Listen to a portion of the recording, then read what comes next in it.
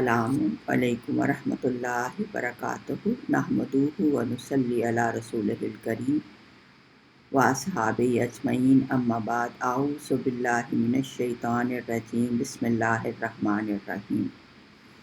قربانی کی اہمیت۔ قربانی کس پر واجب ہے؟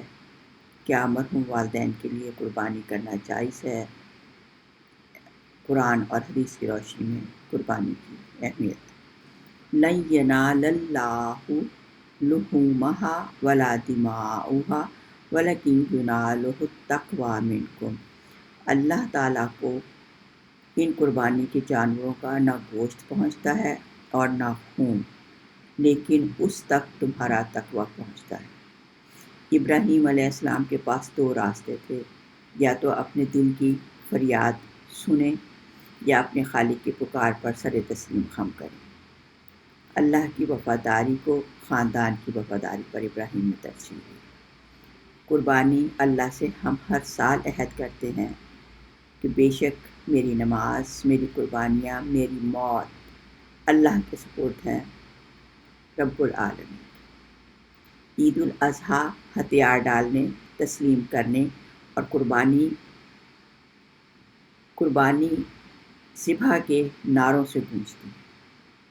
قربانی اللہ کی طرف سے براہ راست ہدایت ہے۔ فصلی لربک وانحر، پس اپنے رب کے لیے نماز پڑھو اور قربانی کرو۔ رسول اللہ صلی اللہ علیہ وسلم سے بہت سی احادیث میں قربانی کی فضیلت بیان ہوئی ہے۔ قربانی کے ایام میں اللہ تعالیٰ کو جانور کی قربانی سے زیادہ کوئی چیز محبوب نہیں۔ قربانی کا جانور قیامت کے دن اپنی سینگوں، بالوں اور کھروں کے ساتھ تولنے کے لیے میزان پہ آئے گا۔ خون زمین پر گرنے سے پہلے اللہ کے ہاں قربانی قبول ہو جاتی ہے اور انسان کی مغفرت اور بخشش ہو جاتی ہے۔ ہر بال کے بدلے ایک نیکی ہے، ایک نیکی 10 گناہوں کو مٹاتی ہے۔ کتنا رحیم اور کریم رب ہے جس نے اپنے بندوں کی مغفرت اور بخشش کے لیے کتنا آسان ذریعہ یہ ایسے خرچ کر کے اللہ کی بخشش جو ہے وہ لے لو، اللہ کا قرب حاصل کر لو۔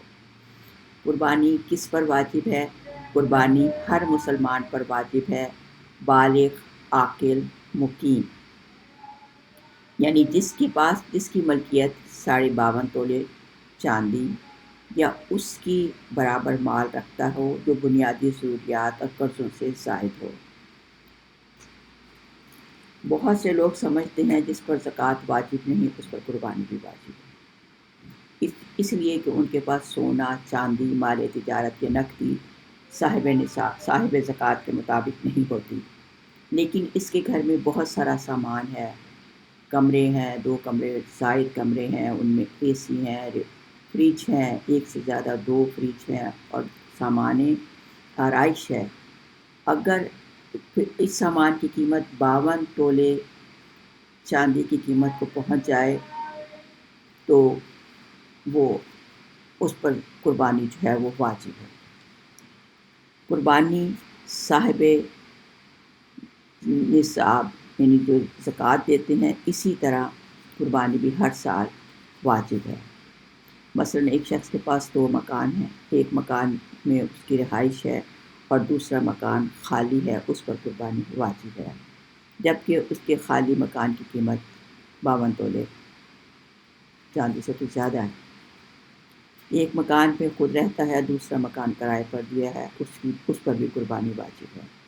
وہ اس کے پاس زیور، چاندی، سونا نہیں ہے، لیکن ملکیت اتنی ہے اس کی جو 52 تولے چاندی سے زیادہ ہے۔ اگر اس کا ذریعہ معاش یعنی وہ جو مکان ہے کرائے کا، تو پھر یہ ضروریات زندگی میں شمار ہوگا، اس پر قربانی کرنا واجب نہیں۔ یعنی اگر اس کی ضروریات زندگی میں وہ ہے جو کرایہ ہے وہ اسی پر اس کی رہائش اور گزر ہے، تو پھر اس کو قربانی واجب نہیں۔ کسی کے پاس 2 گاڑیاں، ایک گاڑی عام استعمال کے لیے اور ایک گاڑی زائد ہے، تو اس پر بھی قربانی واجب ہے۔ قربانی کا وقت 10 ذو الحجہ کی عید کی نماز کے بعد شروع ہوتا ہے، 11 اور 12 ذو الحجہ کو سورج غروب ہونے پر ختم ہو جاتا ہے۔ افضل یہ ہے کہ پہلے دن، پھر دوسرے دن، اس کے بعد تیسرے دن کر لیں۔ دن میں ذبح کرنا افضل ہے۔ مرد اپنی بیوی کا جانور اس کی رضامندی سے اپنے مال میں سے خرید سکتا ہے۔ قربانی کا ارادہ رکھنے والوں کے لیے مستحب ہے کہ وہ ذوالحجہ کی پہلی تاریخ سے اپنی جانور ذبح کرنے تک اپنے ناخن اور بال جو ہے وہ نہ کاٹیں۔ قربانی کرنے والے کا قربانی کا گوشت کھانا خود مستحب ہے۔ گوشت کے 3 حصے، ایک حصہ فقراء، ایک حصہ دوست احباب اور ایک حصہ اپنے گھر والوں کے لیے، اور اگر خاندان بڑا ہے تو وہ سارا گوشت خود بھی رکھ سکتا ہے۔ قربانی کو نظر انداز کرنے والوں کے لیے خبردار کیا گیا، جو قربانی کی حیثیت رکھنے کے باوجود قربانی نہیں کرتے۔ حضرت ابو ہریرہ رضی اللہ تعالیٰ عنہ سے روایت کرتے ہیں کہ رسول اللہ صلی اللہ علیہ وسلم نے فرمایا، جس کے پاس قربانی کرنے کا سامان ہو لیکن وہ نہ کرے، وہ ہماری عیدگاہ کے قریب نہ آئے۔ رسول اللہ صلی اللہ علیہ وسلم یا کسی فوت شدہ مسلمان کی طرف سے قربانی کرنی جو ہے وہ جائز ہے۔ اگر کسی کو اللہ تعالیٰ نے مال و دولت سے نوازا گیا ہو تو اس کو چاہیے کہ وہ رسول اللہ صلی اللہ علیہ وسلم کی طرف سے بھی قربانی کرے۔ حضرت علی رضی اللہ تعالیٰ عنہ کا بیان ہے کہ مجھے رسول اللہ صلی اللہ علیہ وسلم نے حکم دیا کہ اے علی، میرے مرنے کے بعد میرے نام کی قربانی کرنا، اور حضرت علی جو تھے وہ اپنی زندگی میں ان کے نام کی قربانی کرتے تھے۔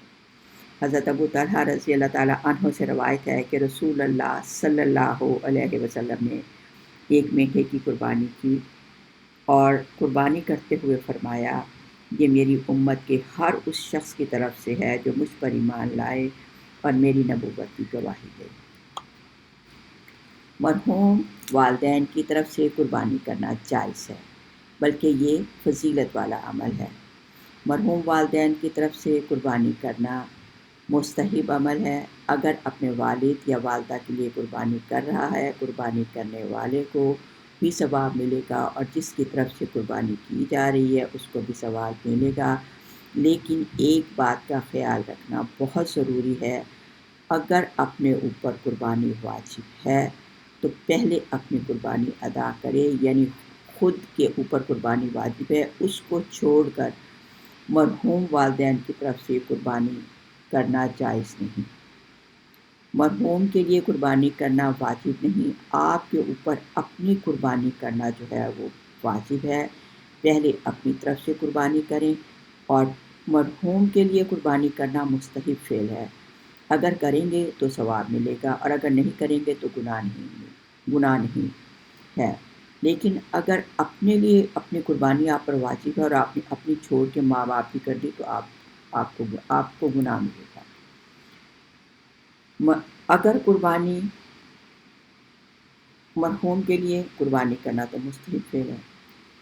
اگر مرنے والے نے وصیت کی تھی، یعنی اپنی زندگی میں یا عید سے پہلے یا سال پہلے، تو پھر وارثوں پر واجب ہے کہ وہ ان کے لیے قربانی کریں، اور ان کی قربانی ان کے مال ہی سے ہوگی، اور وہ سارا مال جو ہے وہ قربانی کا سارا گوشت جو ہے وہ صدقے میں جائے گا۔